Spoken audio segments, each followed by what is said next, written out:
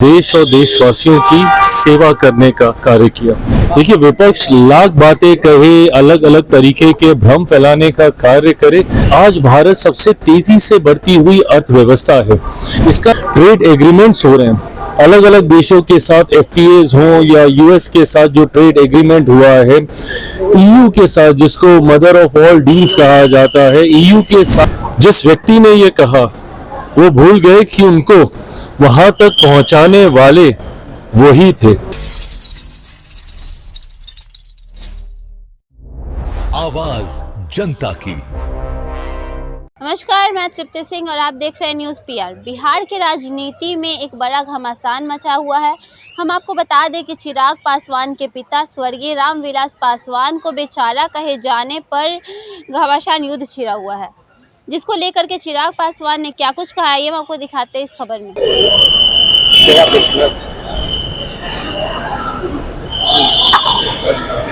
PMO का नाम बदल दिया गया है सर, प्रधानमंत्री आवास का नाम अभी सेवा तीर्थ कर दिया। सेवा तीर्थ, ये वो सोच है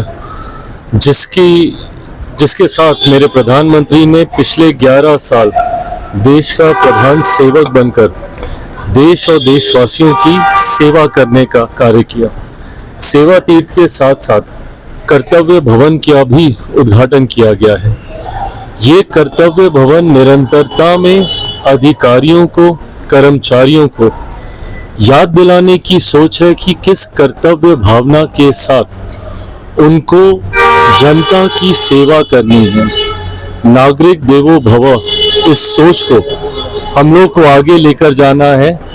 अधिकार से नहीं, कर्तव्य भावना से हम लोग कार्य करें, इस सोच के साथ मुझे लगता है इसका निर्माण किया गया है।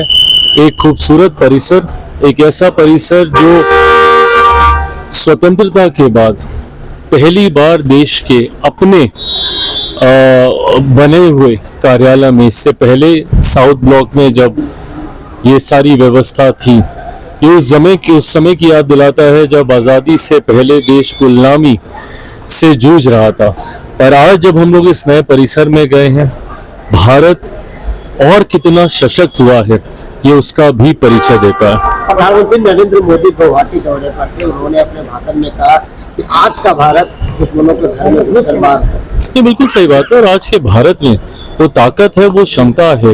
देखिए, विपक्ष लाख बातें कहे, अलग अलग तरीके के भ्रम फैलाने का कार्य करे, पर हकीकत है आज की तारीख में देश दुनिया में जिस तरीके से भारतीयों का मान सम्मान बढ़ा है, आज इतनी विपरीत परिस्थितियां होने के बावजूद बजट पे आप सवाल तो उठा देते हैं, तुरंत आप बोल देते हैं कि भैया हमारी डेड इकोनॉमी है, पर इतनी विपरीत परिस्थितियां होने के बावजूद आज भारत सबसे तेजी से बढ़ती हुई अर्थव्यवस्था है। इसका मतलब कहीं ना कहीं सही फैसले सरकार के द्वारा लिए गए हैं, जिसने न सिर्फ भारत को आज की तारीख में सशक्त किया है आर्थिक तौर पर, सामाजिक तौर पर, बल्कि आज जिस तरीके से ट्रेड एग्रीमेंट्स हो रहे हैं अलग अलग देशों के साथ, एफटीएज हो या यूएस के साथ जो ट्रेड एग्रीमेंट हुआ है, ईयू के साथ जिसको मदर ऑफ ऑल डील्स कहा जाता है, ईयू के साथ ट्रेड एग्रीमेंट होना, एफटीए होना, सिर्फ ट्रेड एग्रीमेंट ही नहीं, फ्री ट्रेड एग्रीमेंट होना, एक साथ 27 देशों के साथ आपने एग्रीमेंट किया है। तो आज विश्व अपनी बाजारों को खोल रहा है भारतीय पदार्थों के लिए, और ये अपने में किसी भी देश के लिए उसकी अर्थव्यवस्था को मजबूती देने के लिए उस देश का एक्सपोर्ट का मजबूत होना जरूरी है, उसमें इजाफा होना जरूरी है। और आज जब वैश्विक इतने बाजार भारत के लिए खोल दिए गए हैं, तो मैं मानता हूं कि ये सरकार की काबिलियत है।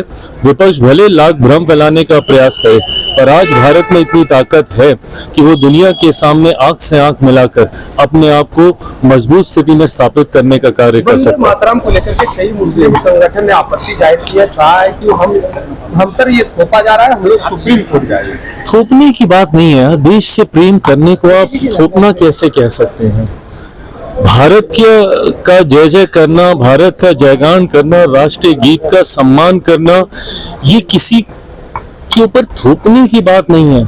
ये एक नैतिक जिम्मेदारी है, ये कर्तव्य है आपका, आपके देश के प्रति। जिस देश ने आपको सब कुछ दिया, रहना खाना, जिसकी वजह से आज आपकी पहचान है, आज दुनिया में लोग आपको भारतीय मानते हैं पहले, उसके बाद आपका धर्म है। मैं नहीं मानता कि इसमें किसी भी तरीके के विवाद की कोई गुंजाइश है, बल्कि गृह मंत्रालय के द्वारा लिया गया ये एक ऐसा खूबसूरत फैसला है जिसने सही मायनों में एक लंबे समय के बाद राष्ट्रगीत को जो सम्मान मिलना चाहिए था वो देने का काम बिहार किया। में लॉ एंड ऑर्डर एक बार फिर से सवालों के घेरे में है। दरभंगा में 6 वर्ष की बच्ची के साथ रेप, कोचिंग के छत से एक बच्ची को देख दिया ये चिंता की बात है। इस तरीके से कुछ घटनाएं हाल फिलहाल के दिनों में पुनः सामने आई हैं। लगातार मैं, मेरी पार्टी, गृह विभाग, गृह मंत्री जी के संपर्क में भी हैं हम लोग, और इस बात को सुनिश्चित किया जा रहा है। पहली बात तो घटना घटनी नहीं चाहिए, और अगर ऐसा हुआ जो कि दुखद है, पर दोषियों पर जल्द से जल्द और कड़ी से कड़ी कार्रवाई हो ताकि परिवार को न्याय मिले, इसके लिए हम सब प्रतिबद्ध हैं। विधानसभा में आपके नेता को बेचारा कहा गया है, रामविलास पासवान। ये एक बहुत अत्यंत गंभीर विषय है, और इस तरीके से मेरे नेता का अपमान ना मैं, ना मेरी पार्टी, ना हमारा समाज, ना ये प्रदेश, ना ये देश और उनके करोड़ों शुभचिंतक, उनको जानने वाले, आज भी उनके विचारों पर चलने वाले, कोई इस बात को बर्दाश्त नहीं करेगा। जिस व्यक्ति ने ये कहा वो भूल गए कि उनको वहां तक पहुंचाने वाले वही थे। ये आपका परिचय देता है कि आपकी सोच कितनी छोटी है। ऐसे में इस बात को और इस बात की गंभीरता को पार्टी और हमारी राज्य इकाई ने बहुत गंभीरता से लेने का कार्य किया है।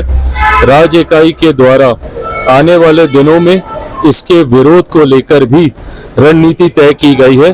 कोई मेरे नेता के बारे में इतने हल्के से बोल के निकल जाए और वो सोचे कि इस पे प्रतिक्रिया नहीं आएगी, तो वो गलत फहमी में है। आने वाले दिनों में इसके लिए उनको माफी मांगनी होगी। तो अभी आप केंद्रीय मंत्री चिराग पासवान की बातें सुन रहे थे, तो आपने सुना कैसे उन्होंने कहा कि जो उनके पिता को बेचारा कह के बोला गया है, उसके लिए विपक्ष के नेता तेजस्वी यादव को माफ़ी मांगनी पड़ेगी। साथ ही साथ उन्होंने यह भी बताया कि भारत जो है आर्थिक रूप से, अर्थव्यवस्था के रूप में बहुत तेज़ी से आगे बढ़ रहा है। साथ ही साथ उन्होंने यह भी कहा, स्टॉप कर दीजिएगा, और साथ ही साथ उन्होंने वंदे मातरम को लेकर के भी बयान दिया। उन्होंने कहा विपक्ष के लोग लगातार कह रहे हैं कि वंदे मातरम जो राष्ट्रीय गीत है उन पे थोपा जा रहा है राष्ट्रगान से पहले गाने के लिए, जिसको लेकर के चिराग पासवान ने कहा कि एक राष्ट्र का भावना है, किसी के ऊपर थोपा नहीं जा रहा है। इस खबर को लेकर के आपकी क्या राय है, कमेंट बॉक्स में ज़रूर बताएं, और ऐसे ही तमाम खबरों के लिए देखते रहिए न्यूज़ PR। तब तक के लिए धन्यवाद।